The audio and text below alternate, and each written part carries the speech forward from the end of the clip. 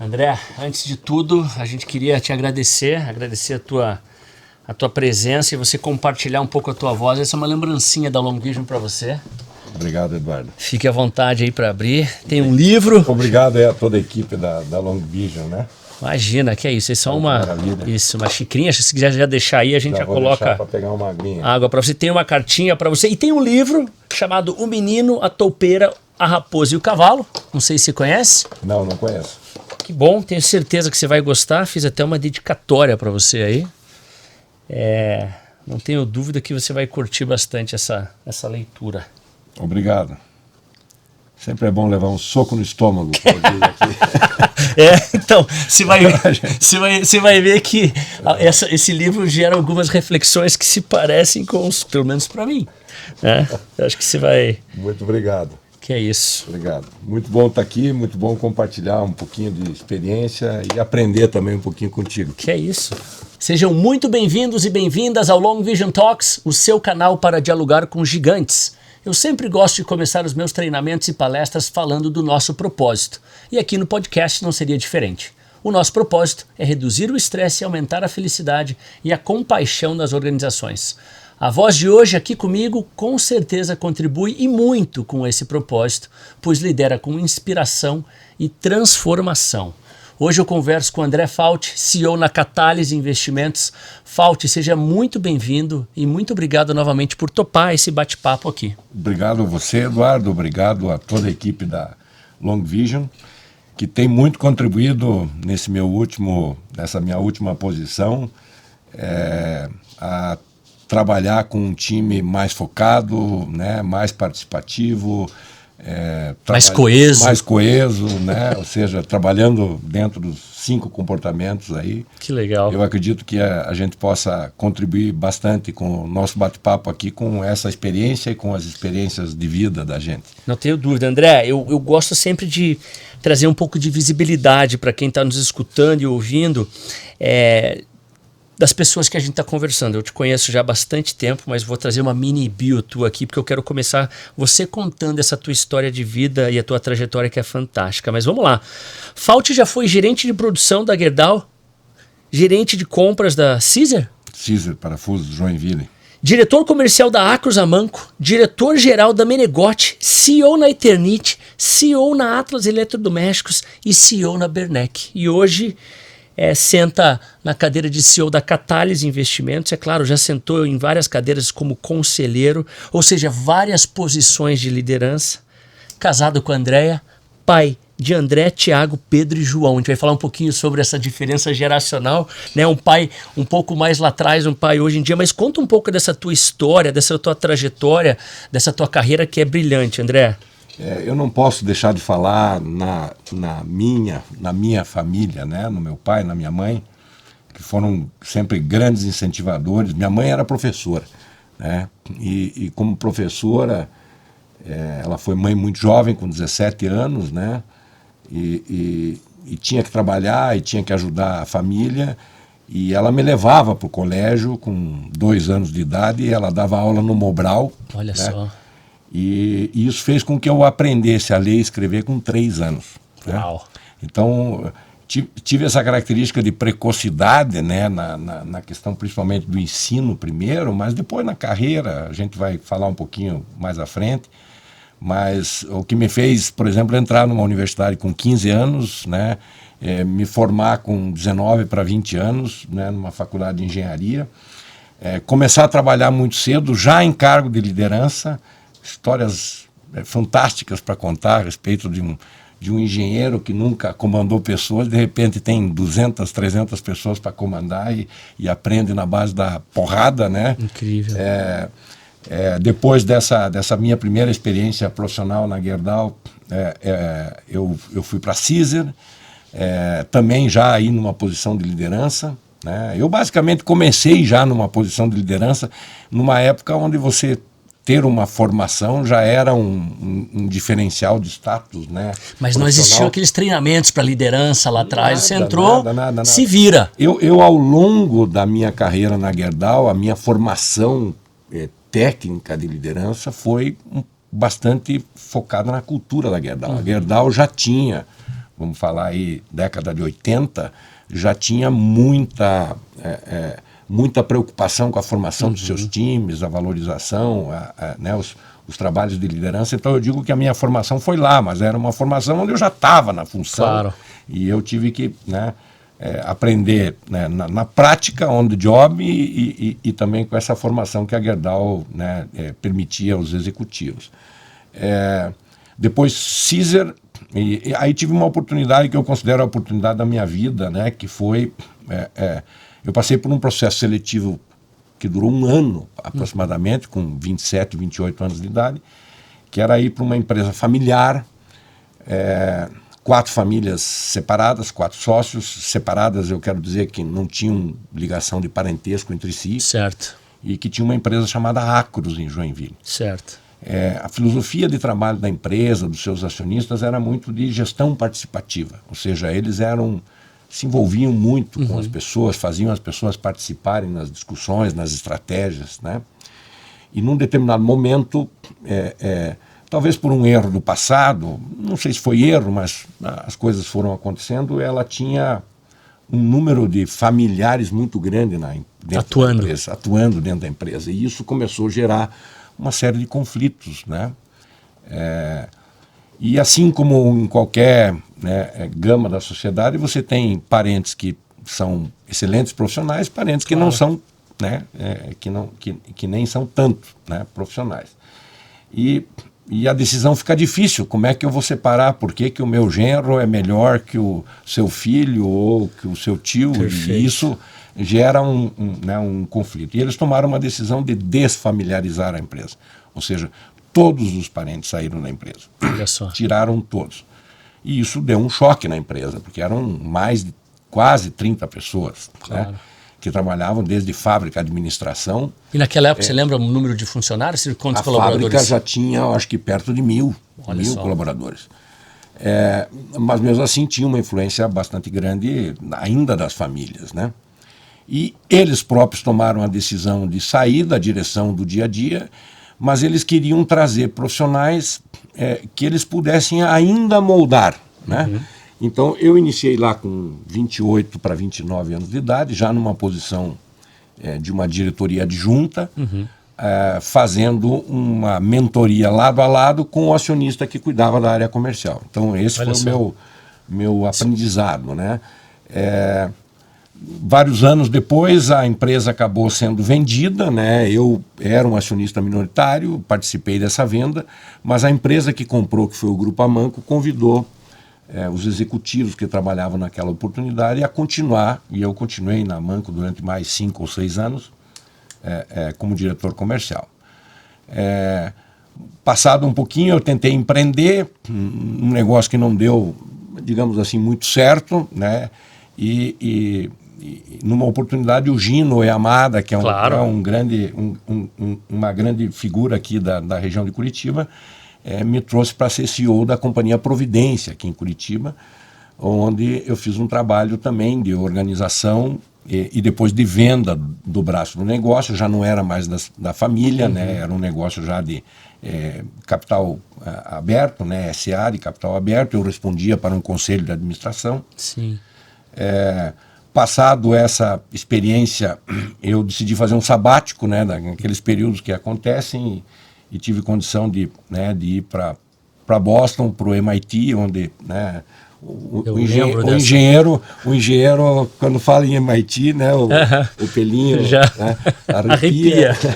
E foi uma experiência fantástica, né, muito aprendizado, né. No meu retorno, tive a oportunidade, e aí uma das coisas que a gente fala de network, né? Network sempre foi fundamental na minha vida, em todas essas entradas e saídas, etapas, sempre você, pelo teu network, pelas amizades, pelo bom relacionamento que você tem, seja com clientes, mercado, fornecedores, você acaba sendo sempre uma referência, né, na hora de indicação. Eu recebi uma indicação novamente para trabalhar num processo de CEO, né, numa empresa chamada Menegote, e o episódio marcante dessa minha entrada foi que eu fui contratado, a decisão da minha contratação foi pelo dono, né, pelo acionista majoritário, o único dono, que com 54, 56 anos de idade descobriu que tinha um câncer de pâncreas. Né? Olha só. E ele não tinha filhos preparados, a esposa nunca tinha trabalhado, montou nesses 6 meses que durou ainda, né, a vida dele, um conselho de administração. Eu comecei a trabalhar 7, 10 dias depois do falecimento dele, e uma missão muito clara, que era preparar a sucessão, voltar a empresa a um dos filhos que não estavam preparados. Então, eu entrei já com a missão de preparar um dos filhos e acabei depois, com essa situação, escolhendo isso ou tendo isso como uma característica nas outras organizações na qual eu trabalhei. Né? Passado esse período, através de um contato que eu tinha no MIT com uma pessoa, com um dos filhos dos acionistas da Corona, que era sócia da Eternit numa fábrica de louça, eu fui chamado para ser o CEO da Eternit Louças Sanitárias no Ceará, em Fortaleza, e lá foi um projeto de turnaround. Era uma empresa que não dava resultado, e aí, né, esse tipo de trabalho, e vários executivos já reconhecem, é um trabalho bastante desgastante. Né? Eu levei a família para lá, nós tivemos uma excelente convivência, gostamos muito ainda hoje do Ceará, né? Outras culturas, né? Você aprende a trabalhar com outras culturas, e depois de 3 anos, o esgotamento físico, mental era tão grande, a empresa se reorganizou, se colocou em melhores condições. Eu voltei, né, para Curitiba, e com o pensamento de dizer, eu nunca mais quero ser executivo na minha vida. Né? Sério? Não, Passou por isso? Nossa, é uma situação, né, de um episódio assim, carnaval. Você trabalha com uma empresa que tem forno contínuo, que quando desliga demora 7 dias para esfriar, mas não sei quantos dias para aquecer, e você não ter gente, não ter pessoas, porque era carnaval. E não era a mentalidade, né, do povo, do trabalhador, trabalhar no carnaval. Né? Claro. E aquele era um negócio que a fábrica não podia parar. Né? E o desgaste foi tão grande no primeiro ano, no segundo ano, para fazer com que a gente tivesse as pessoas lá, eu fiz um sorteio de 20 motos. Né? Quem não faltasse concorria a uma das motos. A uma das motos, né? E deu certo, a gente conseguiu não parar. Então você acaba tendo que ser criativo e se adaptar a uma circunstância que era algo cultural na região, né? Não se imagina uma empresa trabalhar no carnaval, lá nessa época do ano, né? Perfeito. Não, tamanha a importância do evento, verdade. Na minha volta para cá, comecei a procurar oportunidades de conselheiro. Eu já tinha uma formação de conselheiro já de muitos anos, naquela oportunidade da Menegote, até para trabalhar com o conselho eu entendi como é que funciona a dinâmica de conselho, e mesmo eu sendo executivo, e consegui uma rápida colocação na Atlas, da família Petrikowski de Pato Branco, né, líder no mercado de fogões a gás. Uma experiência fantástica como conselheiro. E também ali aconteceu um episódio, né, a saída repentina de um CEO, eu como conselheiro, com 50 anos de idade, recebi um convite dos acionistas, mais ou menos assim, você é o mais novo, né, você é o que vem da experiência, né, mais recente de ser executivo, não quer sentar na cadeira. Negócio, sentar na cadeira. E nós acabamos negociando, digamos assim, um tema específico, que era: eu fico durante um período, preparo alguém ou escolho alguém junto com o conselho de administração para ser o futuro presidente. E foi uma experiência fantástica, né? Tudo deu certo, né? E depois a gente vai falar talvez um pouquinho sobre um dos pilares da minha vida como executivo e como profissional. Eu acho que para qualquer organização é o planejamento estratégico, né? Onde você norteia, né, os próximos passos, né, da organização, das pessoas, né? E aí assumi como CEO de transição, fizemos a preparação do outro executivo, o Márcio, que está lá até hoje, né, uma excelente pessoa, foi uma convivência fantástica, né? Quando você encontra pessoas que têm Claro. empatia e que têm a sede de aprender, né? E você também, com a tua experiência, a sede de ensinar e também de aprender, né? Foi uma experiência fantástica. Saindo de lá, eu assumi uma posição no conselho da Bernec e acabou acontecendo a mesma coisa, quer dizer, no sentido de estar como CEO, né? O patriarca tomou uma decisão que, apesar de ter filhos trabalhando na organização, ele acreditou que já tinha ensinado tudo que podia ensinar e diz, olha, por que não você, que tem uma experiência, ajudar a complementar essa formação dos filhos até que a gente escolha, né, o sucessor. Ou seja, mais uma vez nesse vez lugar veio o relacionamento familiar, conselho, né, sucessão, veio a permear pela minha carreira, né? E depois desse último trabalho na Bernec, que se completou com sucesso, eu acabei sendo convidado a olhar e talvez montar um conselho na Catalyst. A Catalyst é uma empresa, né, que vai fazer agora 9 anos. 2 jovens que fundaram, começaram com uma ideia, né, há 9 anos atrás, que era a criação de fundos financeiros estruturados, fundos de recebíveis para empresas familiares, ou seja, o que a gente chama lá na nossa empresa de braço financeiro. Ou seja, é a criação de fundos para o braço familiar. Certo. Né? Um produto, uma estratégia que deu muito sucesso. A empresa tem crescido, né, nos últimos 3 anos, duplicado de tamanho a cada ano. Incrível. E vi também uma oportunidade de usar toda a minha experiência profissional, né, essa bagagem, né, de conhecimento e né, para ajudá-los a estruturar. Também eles nunca tinham sido chefes, claro. Né, começaram, vamos dizer assim, empreendendo. O empreendedor normalmente, né, não organiza processos e tal, e eu acabei me tornando sócio da empresa, e os dois, né, que são 2 rapazes fantásticos, né, abriram mão, né, de certo poder de execução e disseram, você vem, você é sócio, mas você vai ter que assumir como presidente. Às vezes o cabelo branco faz um pouquinho de diferença, né? Deixa eu aproveitar essa tua fala, eu vou te interromper aqui. Vai lá. Porque eu acho que você me deu a deixa certa. Eu falei que a única surpresa no podcast é que eu escolhi uma frase para você aqui, que eu queria ler, essa já que você falou cabelo branco, que é o seguinte. Então, depois você vai ler, você vai gostar do livro, O Menino, a Topeira, a Raposa e o Cavalo, e é o seguinte. O menino tá sentado no galho de uma árvore com a topeira, conversando, e a topeira fala o seguinte: a maioria das toupeiras velhas que conheço queria ter ouvido mais seus sonhos do que seus medos. Olha só, a maioria das toupeiras velhas que eu conheço queria ter ouvido mais seus sonhos do que seus medos. Hoje na sala de aula nós 2 éramos as toupeiras mais velhas lá, não tenho dúvida disso, né?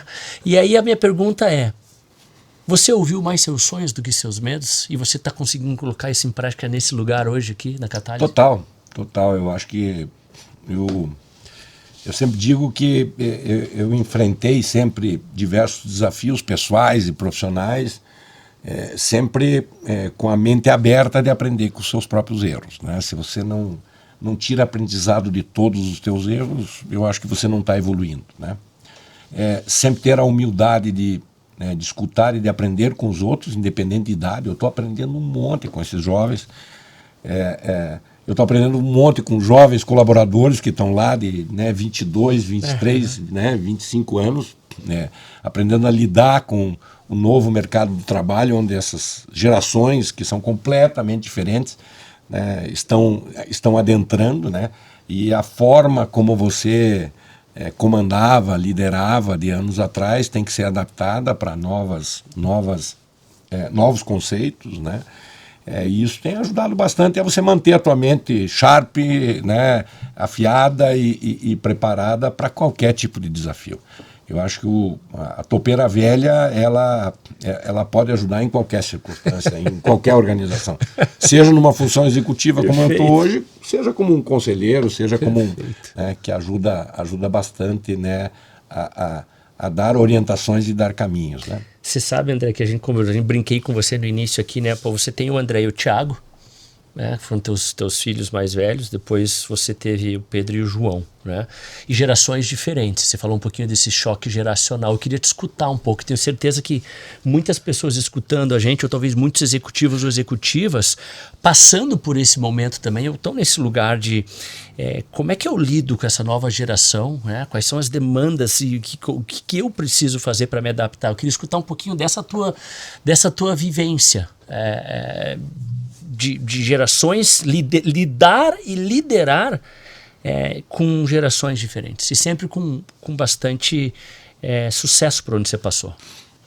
Eu diria que se fosse para elencar a razão de sucesso, não só no lado profissional, eu me considero, né, um pai de sucesso, embora ainda tenha 2 filhos que, né, tenham que ser encaminhados, mas um pouco olhando para a minha primeira geração de filhos, do André e do Thiago, 39 e 37 anos,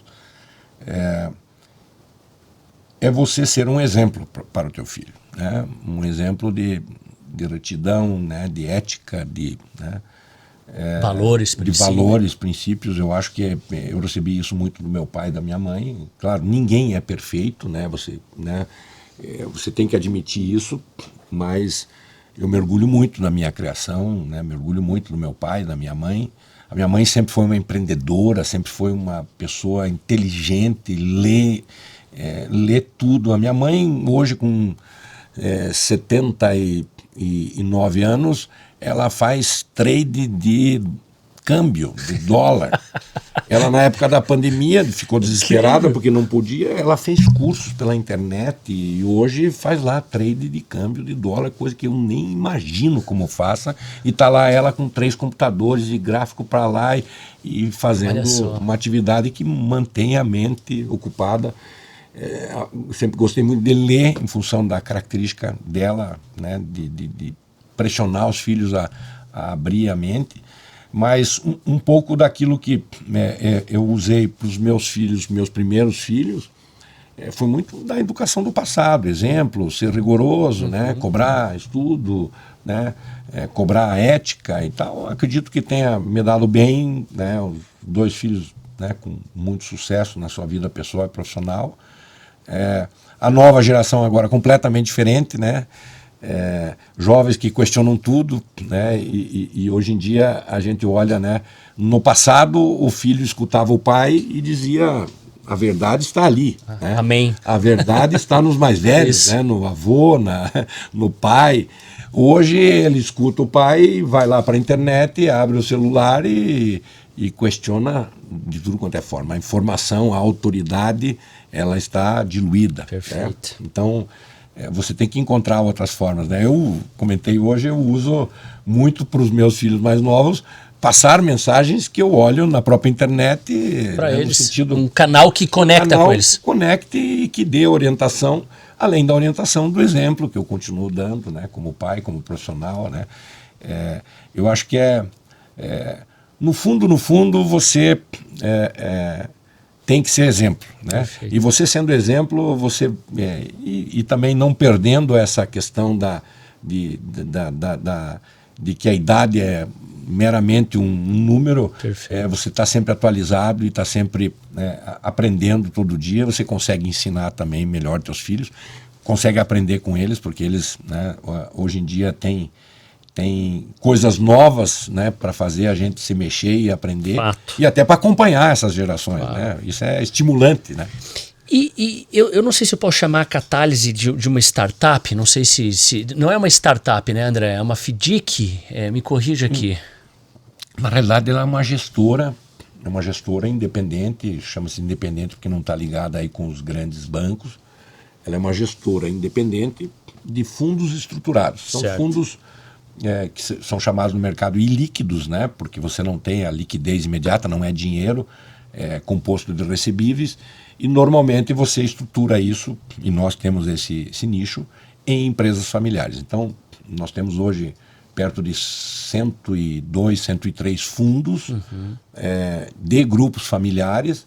Nós temos um patrimônio sob gestão aproximado de 7 bilhões de reais, o que é um número significativo. Nós já somos a maior gestora de FDICs do sul do país, sediada aqui em Curitiba.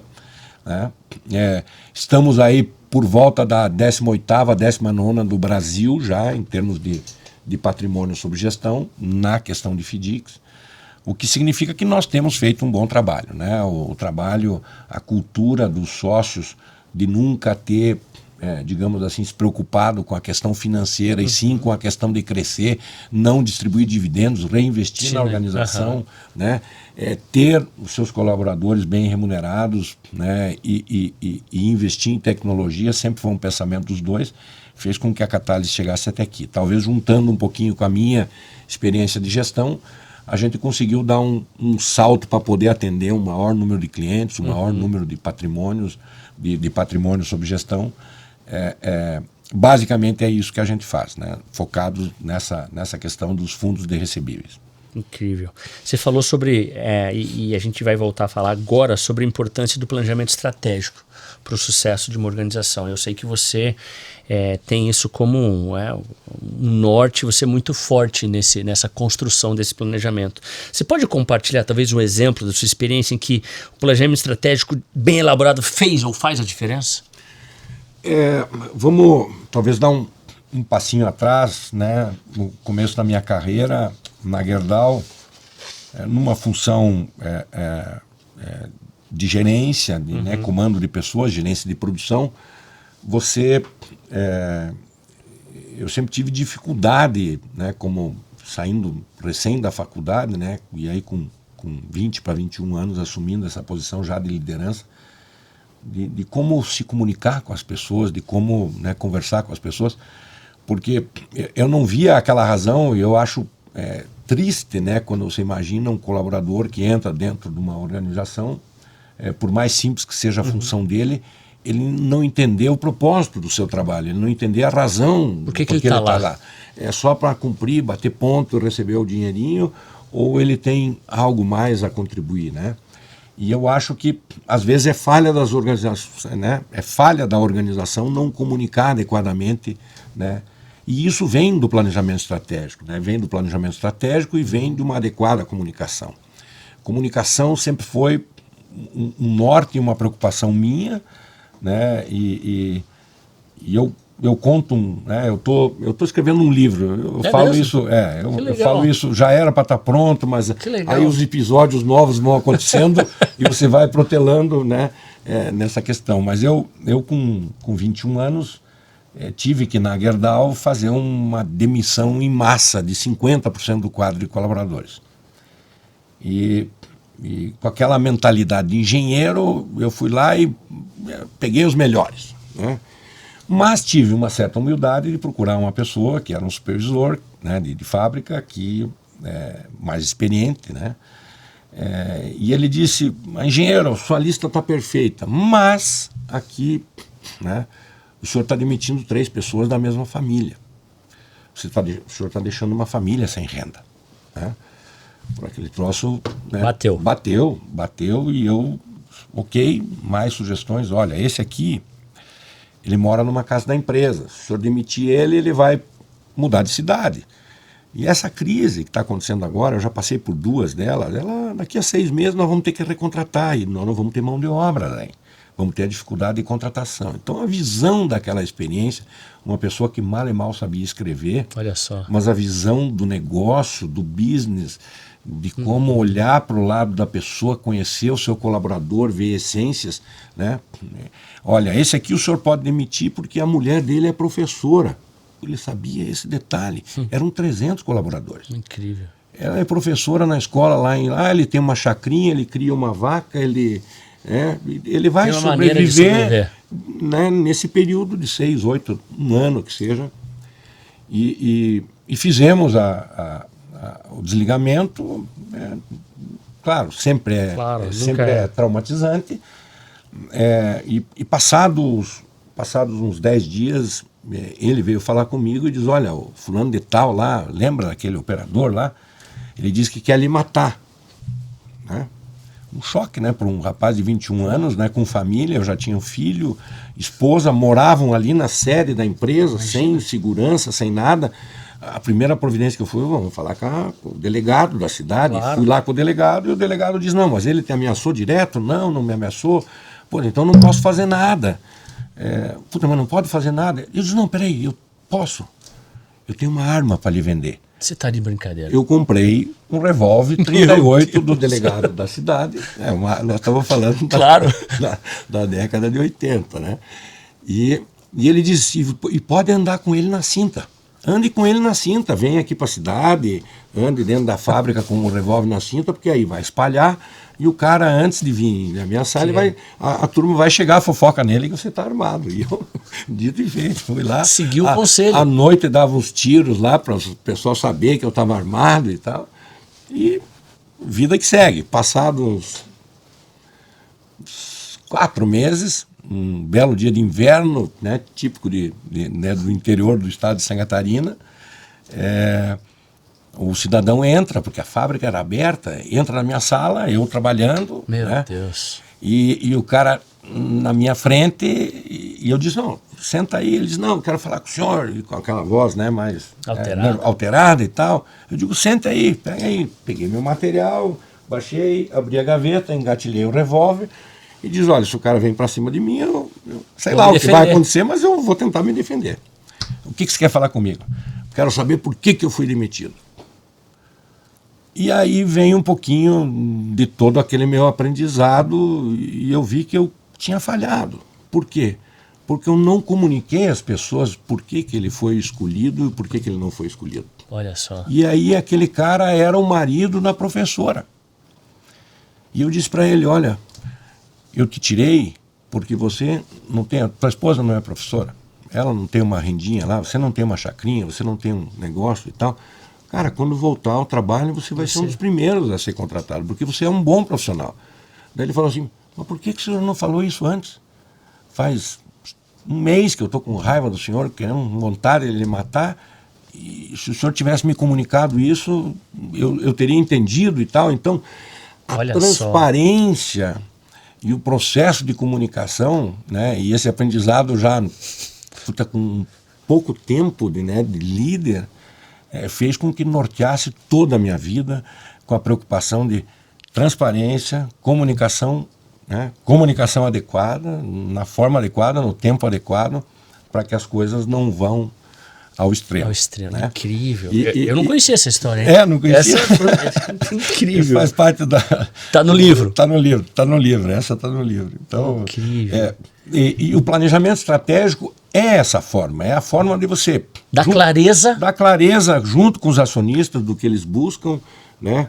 Envolver os líderes, né, na construção desse planejamento, é fundamental, né? E normalmente nas organizações onde eu trabalho, esse é o primeiro ponto. Tem planejamento? Não tem. Tem, tá velho, vamos revisar. É essa providência de sentar, reorganizar com os gestores, com os acionistas e dar norte, projetos estratégicos, prazo, quem, como, follow-up em cima disso, e eu acho que é fundamental para o teu processo de comunicação. E aí você tocou num ponto, André, que eu acho que é muito legal, porque conecta muito com a metodologia dos 5 comportamentos, né? Porque quando a gente fala do commitment, que é o comprometimento, que é o terceiro comportamento, ele se apoia muito em clareza e buy-in, né? Tá claro para mim qual é o meu papel, quais são os comportamentos esperados, o meu papel na contribuição do planejamento estratégico, eu compro essa ideia, né? E a gente escuta muito em organizações, puxa, mas eu não participei desse planejamento, né? Eu não fiz parte disso. Então é uma decisão top-down, veio do global.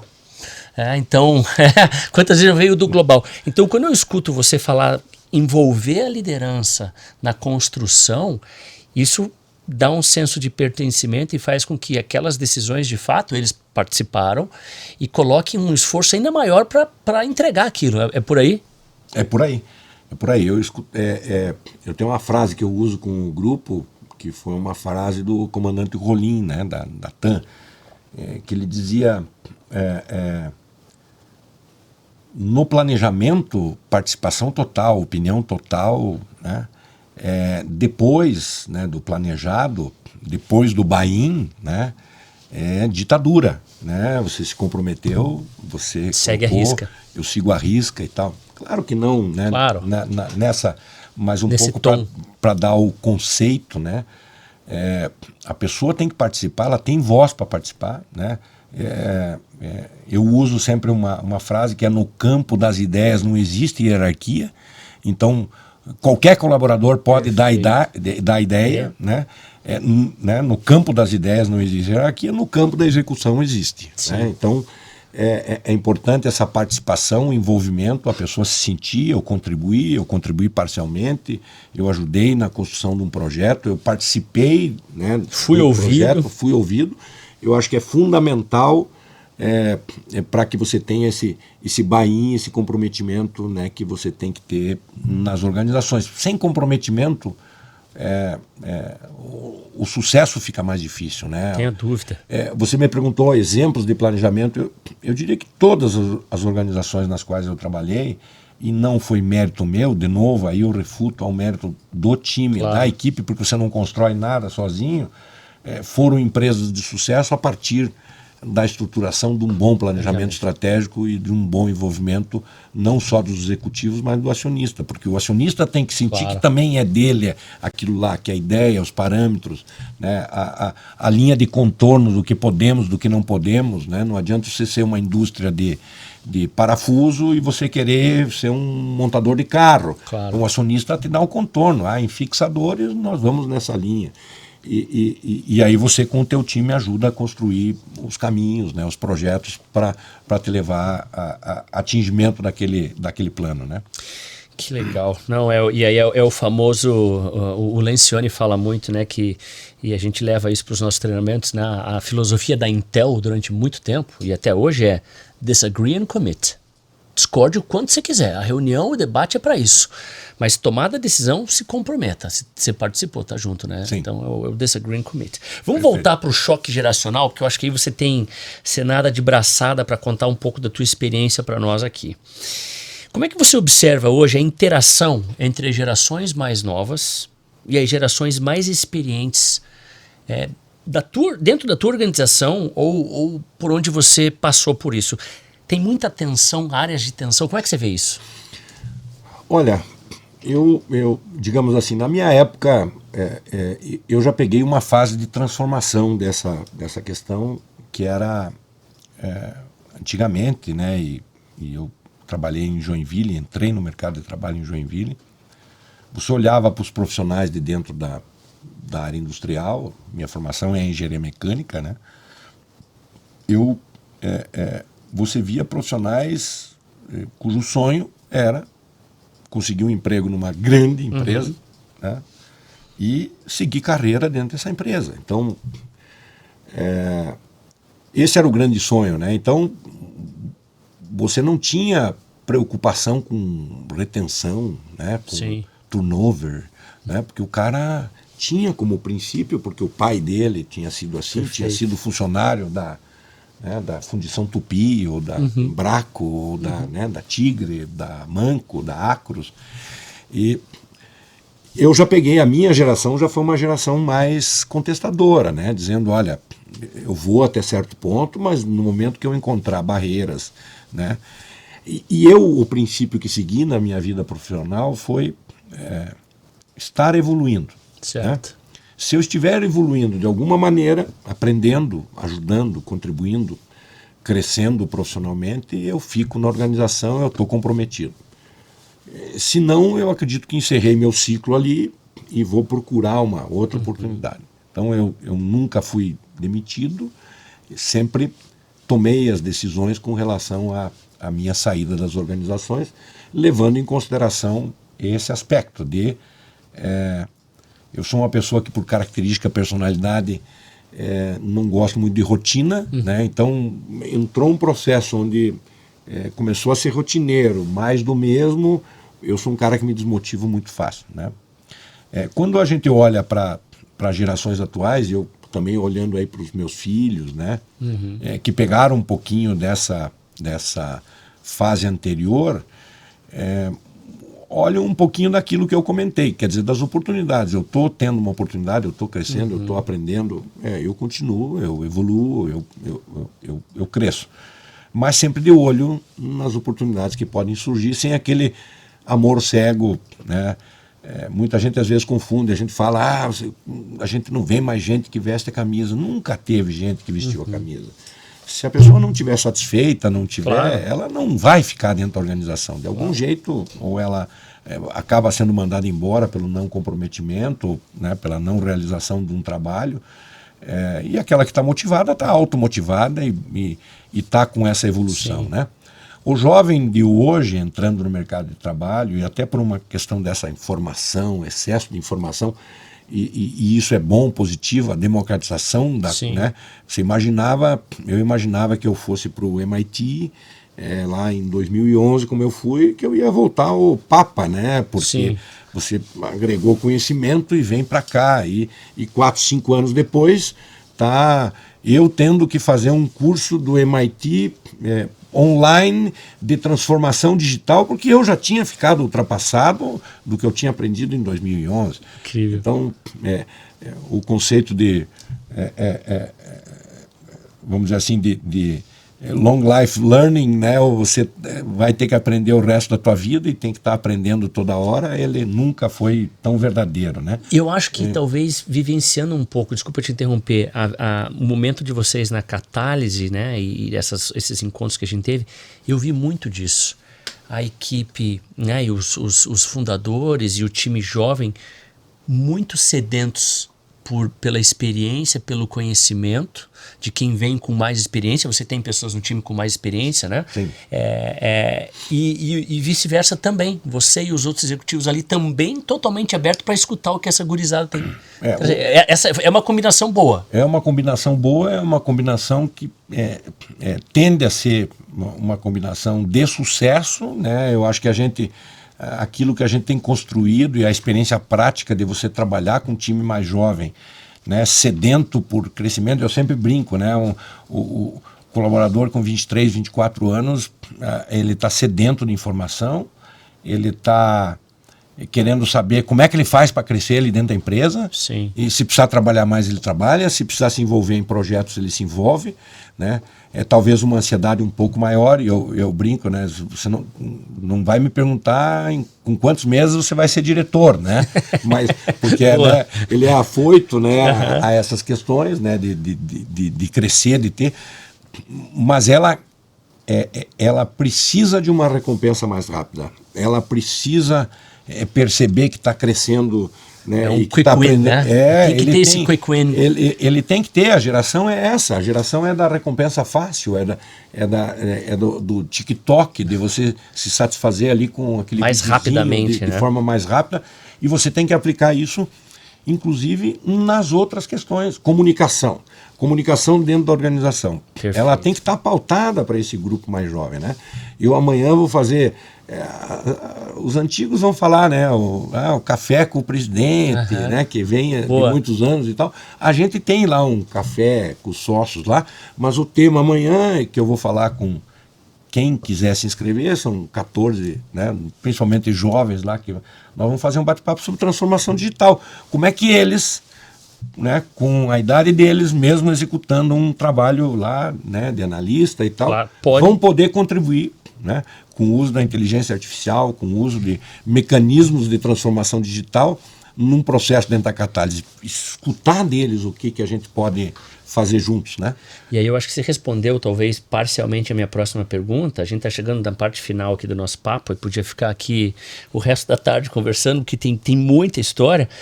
Experiência. Como é que a tecnologia, né, sendo um divisor comum entre gerações, como é que você gerencia a introdução de novas ferramentas tecnológicas para garantir que todo mundo, todos os colaboradores, independente da idade, se adaptem bem?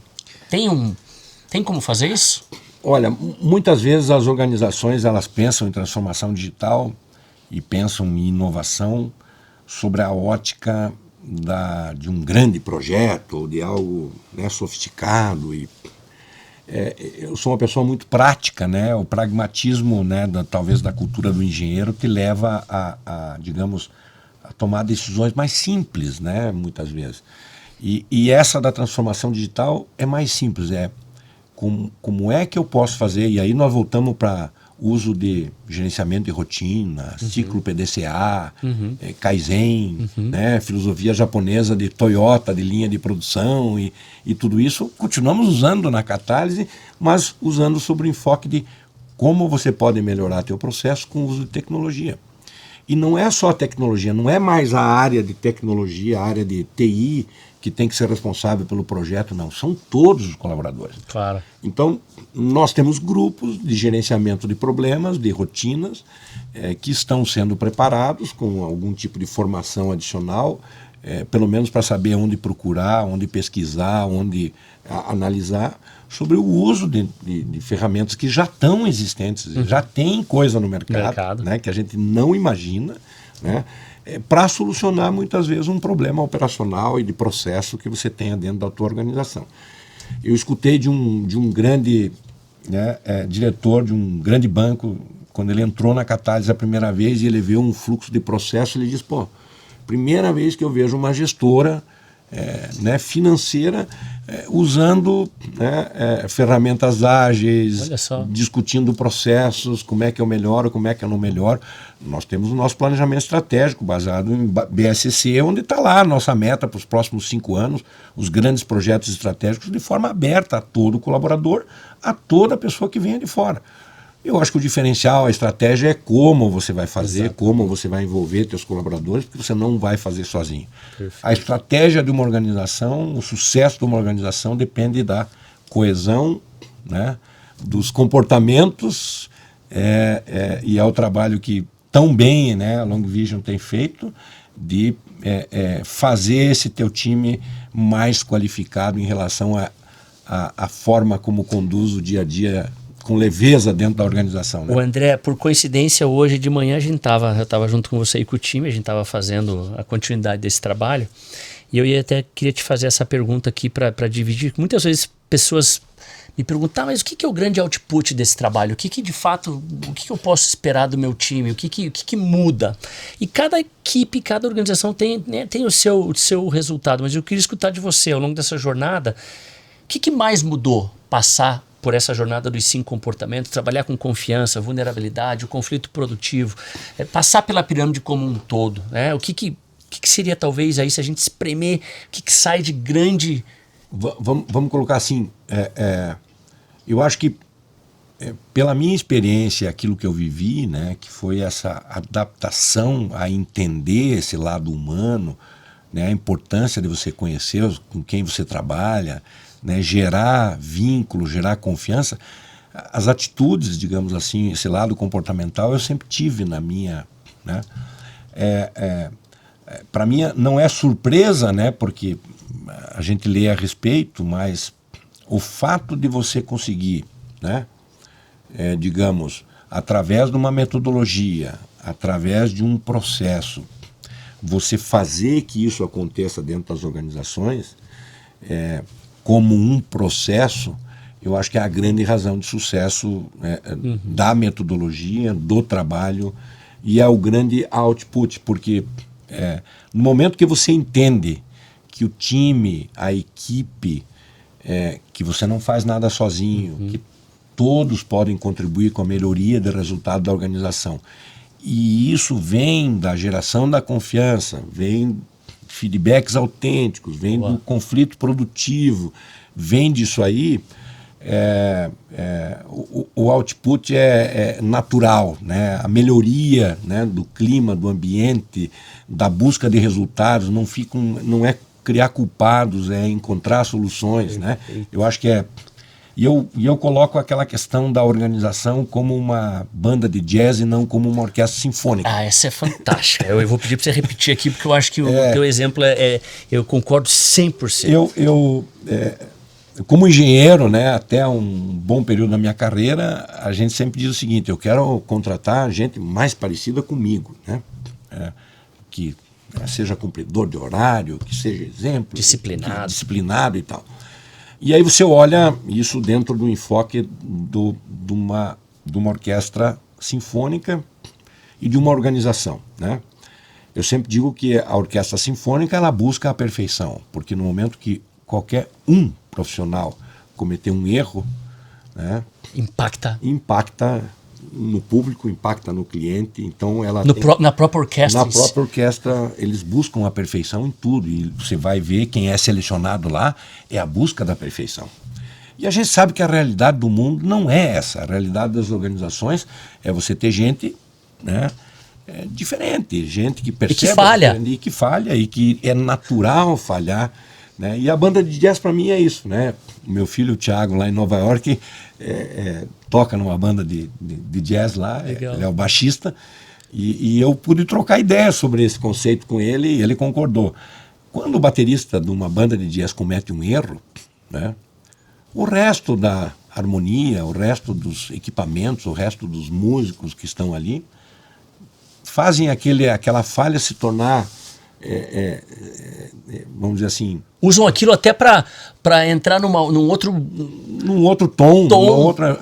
Então, o que importa no final é a satisfação do resultado final, né? Que legal. E a turma sabe que o cara não é perfeito e aceita aquele erro do baterista, assim como do guitarrista, assim como do pianista, do baixista. E uma organização é assim, por muitas vezes, né, a pessoa não acordou bem, não, né, acaba cometendo um erro, tá o resto do time tem que fazer o negócio ir para frente, tem que levar para frente, independente da questão. Então, as organizações, para mim, são muito mais banda de jazz que orquestra sinfônica.